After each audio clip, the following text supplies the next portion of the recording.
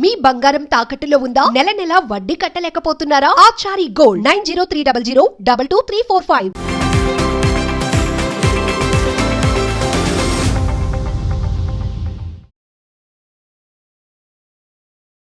నమస్తే, welcome to our channel. నేను మీ దిలీప్. ఈరోజు మన స్టూడియోలో మనతో ఉన్నారు పొలిటికల్ అనలిస్ట్ జిఆర్ మహర్షి గారు. మహర్షి గారు నమస్తే సార్. నమస్తే దిలీప్ సార్, జగన్మోహన్ రెడ్డి గారికి తగిన రీతిలో చంద్రబాబు నాయుడు గారి ప్రభుత్వం సెక్యూరిటీ కల్పించట్లేదనే వార్తలు అయితే కొన్ని వినిపిస్తున్నాయి మనకు ప్రధానంగా. అందుకు ఆయన 45 మంది సెక్యూరిటీని కూడా ఆయన పెట్టుకుంటున్న వార్తలు కూడా వినిపిస్తున్నాయి. అసలు ఏమైంది, ఏం జరుగుతుంది, అది నిజమేనా? అసలు దీని వెనకాల ఉన్న వార్త ఏంటంటారు? యాక్చువల్గా జగన్ గారికి ఎప్పటి నుంచో ప్రైవేట్ సెక్యూరిటీ ఉంది. ఇదేం కొత్తదేం కాదు. అది ఎప్పుడైతే ఆయన యాక్టివ్ పాలిటిక్స్లోకి వచ్చారో, అంటే active politics means Rajasekhara Reddy గారు చనిపోయిన తర్వాత ఈయన ఇండిపెండెంట్గా రాజకీయాలు ఎప్పుడైతే స్టార్ట్ చేశారో, ఆయన ఎంపీగా ఉన్నప్పుడు, తండ్రి ముఖ్యమంత్రిగా ఉన్నప్పుడు అది వేరే సెక్యూరిటీ, అది గవర్నమెంటే కల్పించిన సెక్యూరిటీ. ఆ తర్వాత ఆయన ఎప్పుడైతే ప్రజల్లోకి రావాల్సి వచ్చిందో, తండ్రి చనిపోయిన తర్వాత రకరకాల కారణాలు, ఓదార్పు యాత్ర కానీ పాదయాత్ర కానీ ఏదైనా ఏ కారణాల వల్ల అయితేనేమి ఆయన ప్రజల్లోకి వచ్చినప్పుడు ఆయన చుట్టూ కూడా ఒక బలమైన సెక్యూరిటీ, అది ప్రైవేట్ సెక్యూరిటీనే. వాళ్ళు ఆయనకి అంటే పోలీసులు కొంత బందోబస్తు ఏర్పాటు చేసినా ఆయన చుట్టూ ఉన్నటువంటి ఒక వలయంగా ఉండేవాడు వాళ్ళు.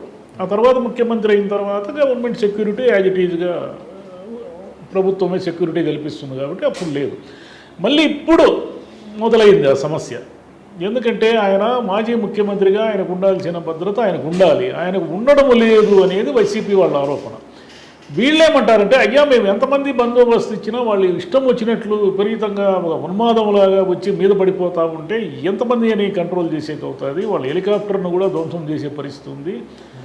అది ఆయన అభిమానుల్ని ఆయన ఇష్టం వచ్చినట్లు వేల మందిని రప్పించుకుంటూ ఉంటే మేము ఎంతమందికైనా సెక్యూరిటీ కల్పించేది? మేము చెప్పిన గైడ్లైన్స్ నామ్స్లో మీరు ఇంతమందితో మీరు పరామర్శలకు యాత్రలకు వెళ్తే మాకేం అభ్యంతరం లేదు, మేము సెక్యూరిటీ కల్పిస్తామని అంటున్నారు అనేది వీళ్ళ వాదన.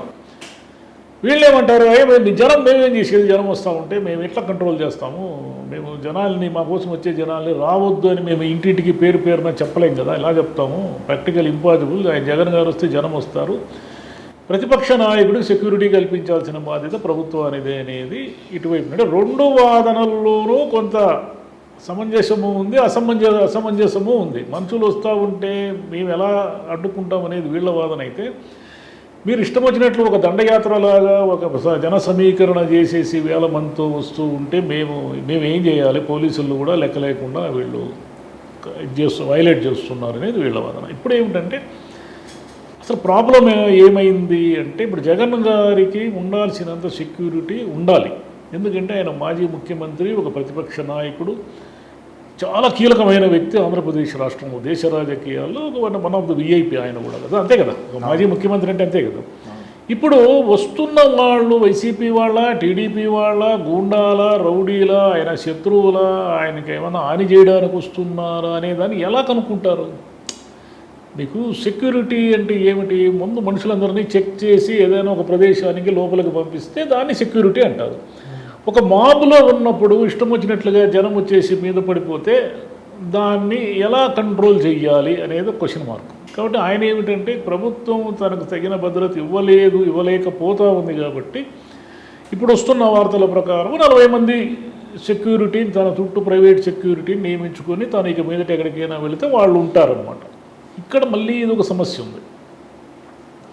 పోలీసులు బందోబస్తులో ఉంటారు, పోలీసులు మాజీ ముఖ్యమంత్రిగా కొంత రక్షణ కల్పించారు. ఇప్పుడు వీళ్ళు ప్రైవేట్ సెక్యూరిటీ వాళ్ళు వచ్చినప్పుడు ఈ ప్రైవేటు సెక్యూరిటీ వాళ్ళకి పోలీసులకి మధ్య క్లాషెస్ లేదా సమస్యలు వచ్చే అవకాశం కూడా ఉంది.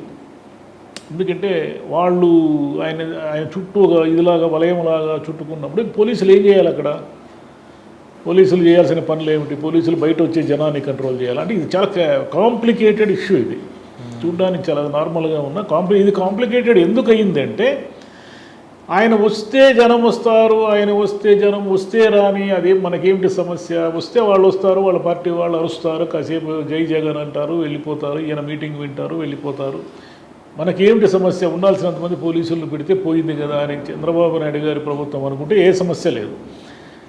ఆయన వచ్చేస్తే జనం వచ్చేస్తున్నారు అనేది మనకు ప్రభుత్వ వ్యతిరేకత పిక్చర్ వచ్చేస్తూ ఉంది, మనకు ప్రమాదము, ఆయన మళ్ళీ రైజ్ అవుతున్నాడు అనే అనుమానాలు పెట్టుకోవడం వల్ల వాళ్ళు డిఫరెంట్గా వ్యవహరిస్తున్నారు. నిజానికి వాళ్ళ చంద్రబాబు నాయుడు గారి ప్రభుత్వానికి ఇప్పుడు వచ్చిన సమస్య ఏమీ లేదు. ఎందుకు లేదంటే ఇప్పట్లో ఎన్నికలే కదా కొలబద్ద.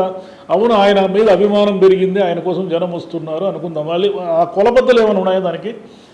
వెంటనే కేంద్ర ప్రభుత్వం మీ ప్రభుత్వాన్ని బర్తరఫ్ చేయదు కదా. జగన్ గారికి అభిమానం పెరిగింది, అసలు మీ ప్రభుత్వానికి వ్యతిరేకత వచ్చింది కాబట్టి మిమ్మల్ని ప్రభుత్వం నుంచి తప్పిస్తున్నామని అనరు కదా. మీ ప్రభుత్వమే కదా, కూటమిలో ఉన్నవాళ్ళే కదా. కాబట్టి ఇక్కడంతా ప్రాబ్లం ఏముందంటే ఈగో సమస్యలు ఎక్కువైపోయినాయి. విపరీతమైన ఈగో సమస్యలు. మీరు అప్పుడు అట్లా చేశారు కదా, లోకేష్ని అడ్డగించారు కదా, మీరు ఎట్లా తిరుగుతారో చూద్దామని వీళ్ళు, మమ్మల్ని ఎందుకు తిరగని ఈరోజు చూద్దాము, మేము వచ్చేది 29లో వచ్చేది మేమే అని వీళ్ళు, ఇలా ఎవరికి వాళ్ళు గీతలు గీసుకోవడం వల్ల ఈ సెక్యూరిటీ సమస్యలు ఇవన్నీ వచ్చాయి. కానీ ఫైనల్గా మనం ఆలోచించాల్సింది ఏంటంటే జగన్ గారికి అత్యంత భద్రత కల్పించాల్సిన అవసరం ఉంది ఇప్పుడు. ఎందుకంటే ఆయన మీద చాలామంది కోపాలు ఉండొచ్చు, పగలు ఉండొచ్చు. ఆయన ప్రధానమైన నాయకుడు, ఆయన థ్రెట్ ఉంది కదా. చంద్రబాబు నాయుడు గారు ముఖ్యమంత్రిగా ఉన్నప్పుడే నక్సలైట్లు అంత పెద్ద ప్లాన్ చేసి ఆయన మీద ఒక కారు బాంబు పేల్చారు. అంటే ఒక నాయకుడికి ఎప్పుడు థ్రెట్ ఉంటుంది కదా. ఈయన మామూలుగా జనములు చంద్రబాబు నాయుడు గారి కన్నా ఈ స్పెషల్ ప్రొటెక్షన్ గ్రూప్ ఇవన్నీ ఉంటాయి చుట్టూ. అప్పటి నుంచి ఆయనకి ప్రత్యేకమైన ఇది ఇచ్చారు, రక్షణ ఇచ్చారు. ఈయనకు అది కూడా లేదు కదా.